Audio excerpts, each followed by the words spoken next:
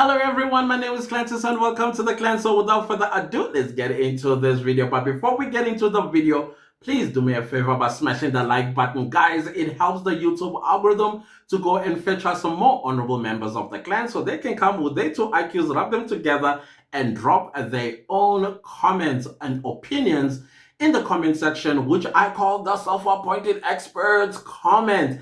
And this is exactly what we are going to be doing right now for the video that I posted regarding how did we get here, rubbing my two IQs. You guys, you came home and you did not play. I knew that the video was also going to get some people misunderstanding what I was saying in the video. It's a given. And I also knew, as I said in the video, that the video is going to ruffle some feathers. It's going to remind people of other things. Yet there is a specific point that I was talking about in this particular video. I couldn't care less about Thabo Mbeki and his what have you not. All I care about is the people of South Africa and the monies that were squandered that were supposed to give us a better life. Unfortunately, there is no better life that we are experiencing. Instead, we have an economy that is not creating jobs. I did see a denial there as well about job creation and what have you not. That is not what I'm talking about. I am talking about the issue that is happening today to your children, to yourself. I couldn't care less about any other thing. I'm caring about today and tomorrow and why we're in this situation because of that piece of history that we had. I did see the HIV and AIDS story. HIV and AIDS story, I get it. That in fact, myself, I'm quite angry about that because I also lost a lot of loved ones because of that denial. And but HIV and AIDS does not build economy. HIV and AIDS does not create jobs. That's not what I was talking about. I'm not talking about Thabo Mbeki's legacy. I'm talking about the time when South Africa made surplus. And that surplus is supposed to have served the people of South Africa and made us the people that we're supposed to have been today. Entrepreneurs, business owners, making money or whatever that was going to improve our lives and make it better. Probably job creation will be a thing today. I don't know. But that's what I was talking about. That as a result of everything that is happening in the country, it is breeding inkabi. Inkabi. These are people who are hungry in the stomach, not because they are some kind of a professional. You know, they're not some kind of a professional. They did not go to some kind of training by the Hawks or the FBI or CIA or whatever the case might be. These are people that are hungry in the stomach, and now they've come with a solution that instead of going to find a legitimate job, they are going to take out other people at the order of other people. That is the point of my video, because that's the question. How did we get here? Is because of the whole Senzo Mewa situation that now we are seeing Inkabi stories being so prevalent. The AKA story, the story of some MEC that was shot somewhere in the Rand Water conference, or whatever the case was. We have stories of DJ something. All of these in Kabi are involved. So this economy is breeding such so-called businesses. Sooner or later, we're going to start having agencies that when a politician or your neighbor or somebody or your wife or your husband no longer wants you, will go to this particular agent and hire a hitman on you. That is what I'm talking about. That's how we got ourselves here, with the destruction of our economy. That's all I was saying. All the other stuff, how you feel about Thabo Mbeki, that doesn't concern me. I couldn't care less about that. What I care about is the situation right now and how we can change this situation through our vote. But other than that, let's get to your self-appointed experts' comments. And let me get myself comfortable. And the first one is from Emma. Emma says, our dear that party president said it's a decade of the cater. He opened wide the cookie jar. The rest is history. Indeed. Indeed. Absolutely indeed. Then we have Machabi, who says that the surplus moved to Dubai with the ex-president's family's friends, allegedly. Then we have US spied, you scammy clancers. This is too much truth. You know how truth hurts you, but love you. Yeah, it is scary. We all have to be scared, as a matter of fact. Then we have Dicka Lady, who says, well said, Clancers, come 29 May and vote for the party that will look after, respect us, and not betray us. We are tired of being used. Oh gosh, I'm so tired, honestly speaking, about that as well. We are tired for paving the roads for others. We are tired of voting for people to live lavish lifestyles. We are tired for the people who doesn't take care of our children at NFSAS. Oh, don't get me started on that one. I think a whole video on this NFSAS stuff I need to, because it didn't start now. It started when I started at Wits University. The nonsense that I had to go through. But we'll talk about, maybe I will create a whole video on NFSAS. And why I'm not surprised that the guy from KPMG, because oh, you triggered something in me with NFSAS. They only pay monthly allowances for our children. Our children study on empty stomach.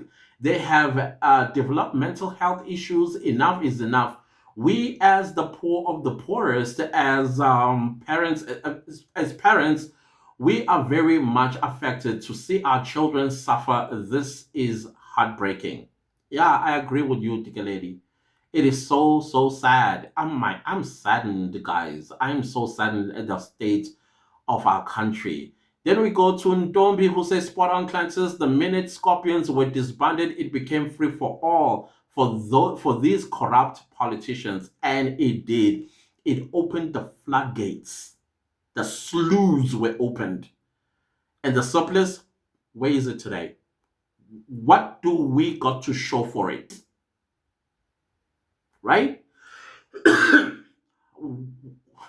What does where does $1 trillion go to?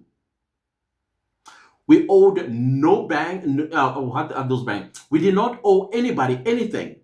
We were at zero. We didn't owe IMF and the World Bank anything. But today, when you listen to our debts, you ask yourself, how did we get here? And then some people actually think that grants are sustainable. Sooner or later, that fountain is going to run dry. And then what's going to happen? I understand about 22 million people are on grants. And what happens to the tax pool? If I understand the tax pool, it's about probably 9 million people versus 22 million. Does that make sense to you? I know I got my maths a little skewed, but I'm just painting a picture that you need to think about. That we have a ticking time bomb in people that are earning grants when that money is no longer there because we have to borrow money for them to get paid. And our debt gets higher, inflation gets higher, interest rates gets higher. I was listening to FNB talking about people that own property. It's not going to be good for them. Think about it. Then we have Liani. Hi, Liani. The judge president is also quiet about Advocate Defu's case. Why is it quiet is the question.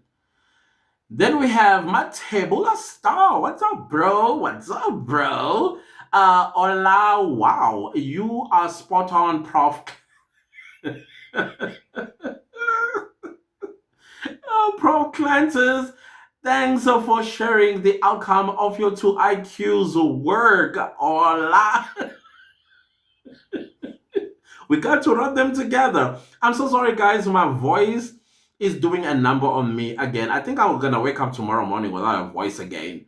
Liani says, yes, Clancers, there was law and order under the first two presidents, whether they were in the country or on business trips, the departments or every department ran as a well-oiled machine. I remember that. I remember, except for Home Affairs. Home Affairs was always, if there's two things, in fact, three departments I hated to this very day to go to: Home Affairs, police station, and hospitals. Thank goodness that I've never been a person that was ill and always ill. I've taken people to hospital, family members, and the nonsense that people go through there. I was like, thank you for giving me the body that I have. So Home Affairs was just horrible under Mbeki. I think it was under Nosivia Mapisa Ngakula at that time. Horrible. The experience was just horrendous. Other than that, other stuff with kind of like, yeah, I would agree with you. They were running pretty smoothly, even though there was spats of corruption. But the Scorpions, they were stinging them. Then we have Sylvia who says, Clancis, you are loved by many of us. Thank you, Sylvia. Thank you. And genuinely, I love you guys as well. It's how I meet you guys on the streets and malls. I see the love you're talking about. It's there. It's there. I saw. It just reminded me of a story. I was in Eastgate Mall where a wife literally left her husband, jumped into my arms, and gave me a hug, and she'd be like, "Oh, I love you, I love you." And I'm like, bro, I didn't do this. But fortunately, he also loves my channel and he was so happy to see me. And he knows that I'm a hugger. I gave him a hug too. The love you're talking about, Sylvia, exactly. I know it. I know it. I've experienced it. And I love you guys back. So let's continue with your comment. You're saying, you are such a pleasant person, full of laughter. Thank you. And your good sense of humor. And it's not planned. Hey, sometimes I'm like, where is this jokey person coming from? Because I've got a dry sense of humor. The what? Oh, the way you laugh, you also make us laugh. You're really rubbing those two IQs of yours together. You really explain, and we all understand the way you do it. Keep it up, and God bless and protect you all the way. Thank you so much, Sylvia. That was so wholesome. Thank you. Okay, I think there's, oh, love you too, Sylvia. Thank you so much. And then we have Myra who says, number one, Thabo Mbeki happened to be the second best president. However, denial with arrogance on the issue of HIV when people were dying like flies. I agree on that one. I do. And I'm still very disappointed with that one too. Not wanting to heed the call by the specialist threw him out. Secondly, however, in the hindsight, with the high percentage of arrogant criminals and looters in that party who had fully protected you know who and now protecting you know who, Mbeki deserves a greater apology comparatively speaking. When people die for something that he could have held, I don't think the apology is deserved. However, appreciation, I think I would throw at him. Like, thank you for making life a little bit easier and hopeful. Remember with Asgisa, with the deputy president, what was the name again? Pumzile Mlambo Ngcuka. We had hope as young people. We actually could taste success. When I was at varsity, I was like, I know what I'm going to do. If you go to Clancy's on Business, there's a video where I share how my business plan was stolen by a government employee. And today, this business still exists and it's making money. It's there. That story time is there on Clancy's on Business. Why? Because of the prospect we saw. Educated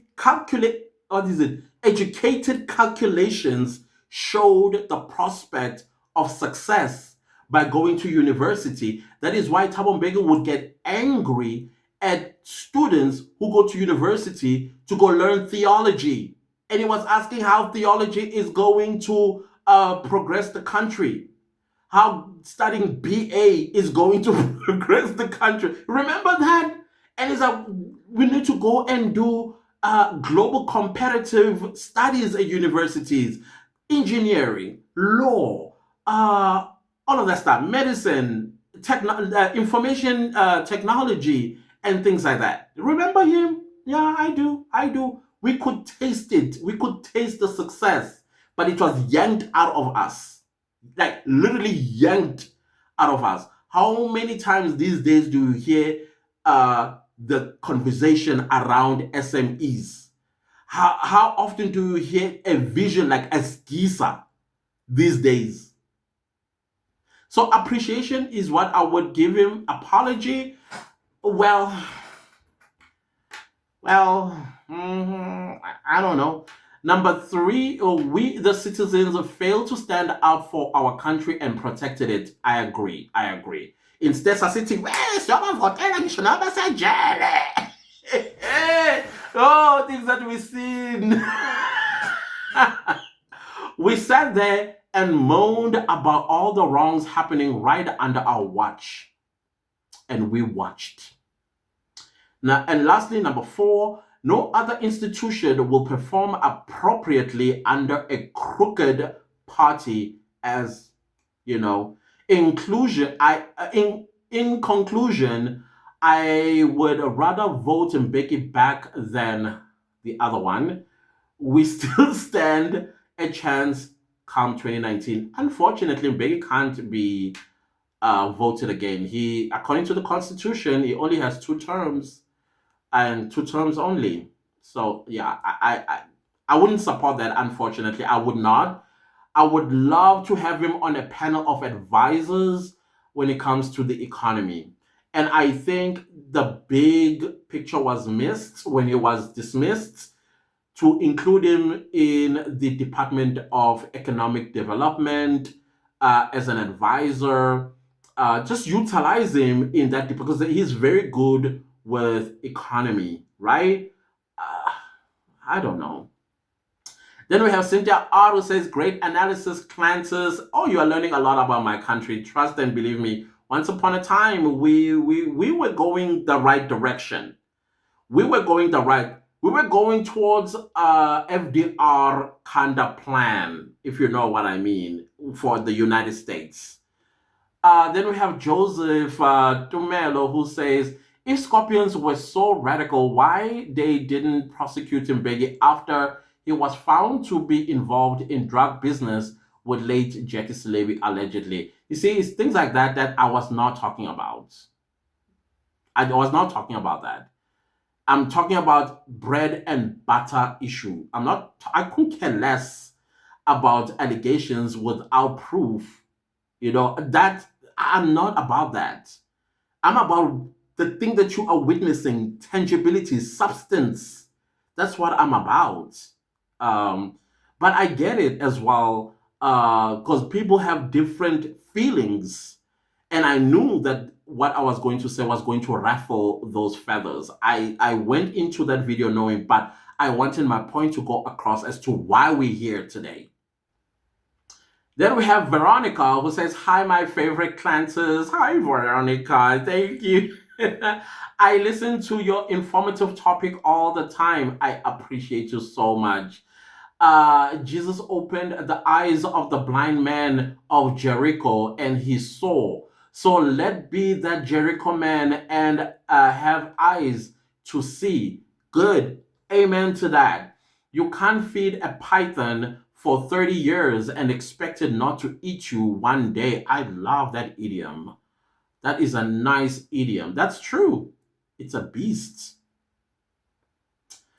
Then we have JB Villagazu says, hi, spot on. Thank you so much, JB. We have a user, hi, Clances, okay, I don't know what you wanted to say there. The country became weak after chased away President Mbeki and appointed incompetent cadres who came just to enrich themselves and their associates. I find it quite interesting as a person that was born and raised partly in KwaZulu Natal to now have people claiming to be a part of the ANC, when in fact, if you go back to first elections, check the results. How did all those people suddenly today they will lift their skirts and say, "Mira, always ANC"? The real ANC people, the people that were, my family had to flee to Swaziland because my family was a target of the same people today who are claiming to be ANC. I find that very interesting. I think the death of the ANC started when you had people coming from. Remember Floor Crossing? That was the death of the ANC. Because all the troubles that you're experiencing today are the people that crossed the floor from other political parties. They came with different psychologies, different expectations. And ANC, the one that we were brought up under, we were taught principles and values. The person that you are seeing that is doing what I'm doing, it's what Uncle or Tambo taught us, who will make you write English sentences over and over and over again until you get the grammar correct. You know why he was doing that? Because he said the children of the ANC, when we win the country, we win it back, they are going to go to school. They are the ones who are going to run this country someday. And we are not going to have a bunch of idiots that cannot write simple English to run the country, because South Africa is going to be part of globalization when we take over. If you are a child of the ANC and grew up under the ANC, you know exactly what I'm talking about. Uncle or Tambo, that's what we used to call him. That's what he said to all of us, the children of the ANC. That is why education was the number one drummed thing in our heads. And we went to school. But today, asibazi labantu that are in the ANC today claiming to always be asibazi baoba, because if you grew up as a child of the ANC, you will know the principles and the values of the ANC. Truthfulness and honesty is part of that party. That is why I do what I do, because I listened and I took it to heart. The fighting spirit never ended in 1994 with our parents and our grandparents. Oh, that's what happened. Then we have Gino. Oh, Gino. Yeah, what's up? Yeah, we lost each other when 5, 6 years ago. I no longer am on Twitter. That place is horrible for mental health. I had to walk away. So Gino says, was asking myself the other day, where's Ntutuko? That's my other name, my first name. The power of the internet. Yeah, here we are now. I'm here. I'm here now. So it is what it is. So the response was, indeed, brother. Even sent you an email the other day, but bounced. Still at the same address and phone number? No, things have changed. Funubuntu. Oh, nice name. Funubuntu. I hear you, bro. What you just said opened my eyes. Well, we are here to open each other's eyes, guys. We are here to educate each other. We are here ukuzana as well. If we fumble here and there, we got to be honest with each other. Joseph says, by the way, we started to see surge job cut during, or urge job cut during Becky time. Even the economy started to deteriorate during his time. With a surplus, make it make sense. I like how you rub your two IQs together. Thank you. Keep up the good work. I appreciate you, Tiani. Tiani, thank you so much. User says, if you can solve the murder of Sifiso Nkabinde, the notorious Umpehli Wodlame Richmond. Oh, I know about that. That violence was coming. I lived in Hammersdale. Go and research Hammersdale. That was the hardest hit township in South Africa during that time. Richmond, I think, was the second. That violence is the one that, because my family was targeted by the people that were supposed to have done what they did to my cousins and all that stuff. We had to flee to Swaziland and live there for 5 years. So yeah, I know that Richmond thing you're talking about. Remember Richmond in the era of black against black, IFP against ANC? That's the very one I'm talking about. We were targets, and we had to flee. My family was ANC,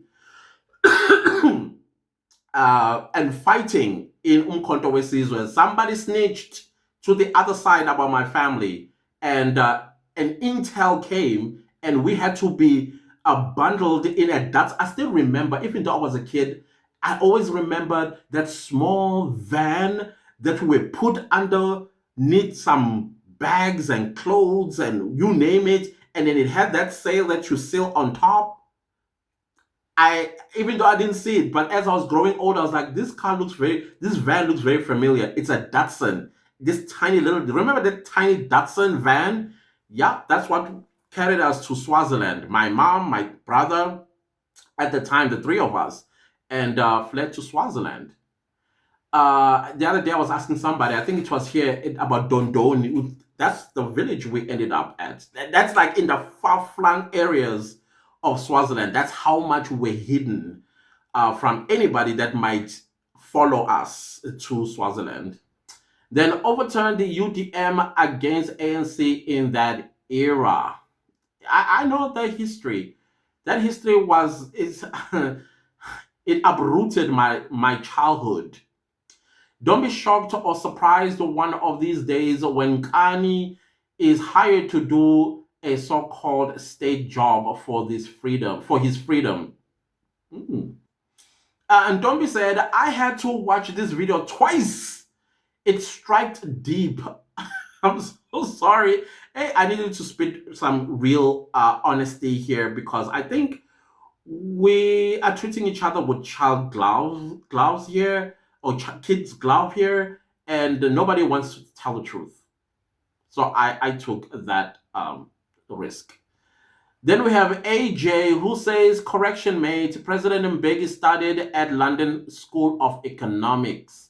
Isn't that under Saxon University or Sussex University? I don't know. I've always known that Thabo Mbeki went to Sussex University.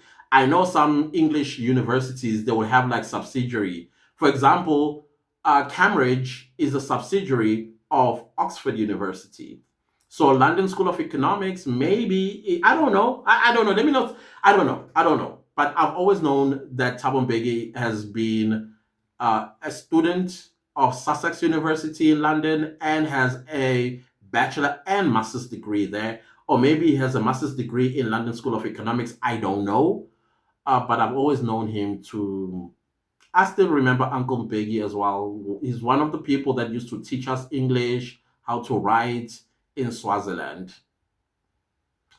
Yoliswa says, hello, clan. Well said, Clanters. Eye opener. See, I'm opening a little bit more and more about myself to you guys, because I'm getting a little bit more comfortable with you guys as well. I'm telling you, the people that are running the ANC, the majority of them, I don't know them, never heard of them. Floor crossing is the reason. And interestingly, almost the entire KZN is ANC. Ever asked yourself, what happened? I'll tell you what happened. Grants and tenders. I rest my case. Aisha says, hello, my son. Thanks for the information. You are so welcome. Thank you so much. Thank you. Then we have Patagile. What's up? I hope you had a great Mother's Day, all of you mothers out there. Hi, clan family. I hope you are good. I am. Let's wrap our two IQ's clan fam indeed. And we are. And we are. Liani says vultures took advantage of Zuma because he was uneducated. Uneducated, but very, very smart. I also remember him in Swaziland. I remember him, Uncle Zuma, we used to call him as well. Is very, very slick, very, very intelligent. Never underestimate Malum Zuma. Don't. But I believe he was surrounded by vultures. And maybe they also tapped into his own greed, one way or the other, so that it does not look as though they came for themselves, but also for him. It's sad. Just so sad.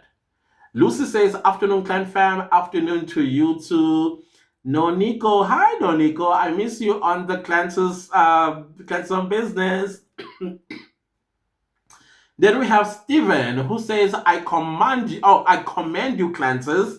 You seem to put emphasis on voting out the present government just to go and learn how to govern, maybe for like 2 terms or so, and shed all the nonsense that has destroyed the good name of the ANC. That's all that I'm asking for. Just put them in the opposition benches. That's all.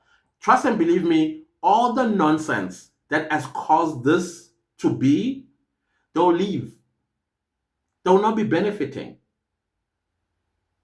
That's all I'm saying. But you're correct there. But do we have plan B? Yes, we do. Are you reading other political party manifestos?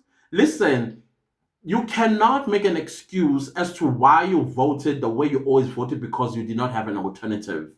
It's either you are stubbornly saying, better the devil I know, and still suffer the consequences of what's going to transpire. It may not have happened to you in the past 5 years. You are not guaranteed that if your, the devil I know, is not going to come after you in the next 5 years in the worst way possible, where now you regret, if only I read the manifesto of, for example, whatever political party. It's not that they are not there. And no, I'm not encouraging you to go to the blue because I would not vote for them either. And especially the stand they pulled with our flag. No. That's tantamount to treason to me. You are literally burning our country to ashes. And then you say, oh, this is a metaphor for. No. No. I'm not pushing you there either. But there are good manifestos out there. Give yourself time to go through them and then vote wisely. That's all I'm going to say. I'm not going to tell you who to vote for. In case this government is put back to power by majority, as is likely possible, I don't think so. They're taking 45% this time around. Should that be the case, where to now from here? It's a good question that you ask. And I hate being the person that says time will tell. I wanna have foresight and a vision and give you a straight answer. But if you're saying it's likely possible for them to come back as a majority, then we're screwed. That's all I can tell you. Then we have Lindedi. Hi, Lindedi. Woohoo. Hi, clans. How are you, Lindedi? Thank you so much for being here. Justice Empress. Nice. Hey, clan. What's up, Justice Empress? The last two comments is from Moiponi, who says, good afternoon, clan family. Love, how are you, Moiponi? Thank you so much. And then we have Mona, who says, wish I can meet you, my son. Oh, wish I can meet you, my son. Trust me, I'm sure somewhere out and about in the malls, on the streets, somewhere, you are going to meet me.